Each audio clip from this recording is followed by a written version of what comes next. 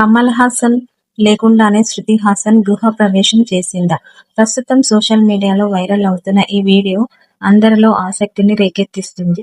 కొత్త ఇంట్లో శృతి హాసన్ సాంప్రదాయబద్ధంగా పూజలు నిర్వహిస్తూ గృహ ప్రవేశం వేడుకను ఎంతో ప్రశాంతంగా జరుపుకున్నట్లు కనిపిస్తుంది. అయితే ఈ వేడుకల్లో అభిమానుల దృష్టి ఒక విషయంపైనే పడింది.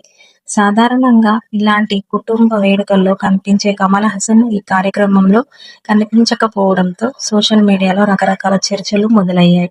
కొంతమంది అభిమానులు ఆయన ఎందుకు రాలేదని ప్రశ్నిస్తుండగా, మరికొందరు వ్యక్తిగత లేదా వృత్తిపరమైన కారణాల వల్ల హాజరు కాలేకపోయి ఉండవచ్చని అభిప్రాయపడుతున్నారు. అయితే కమల్ హాసన్ రాకపోవడానికి సంబంధించి అధికారికంగా ఎలాంటి సమాచారం బయటకు రాలేదు. దీంతో నిజంగా ఏం జరిగిందనే ఆసక్తి అందరిలో నెలకొంది.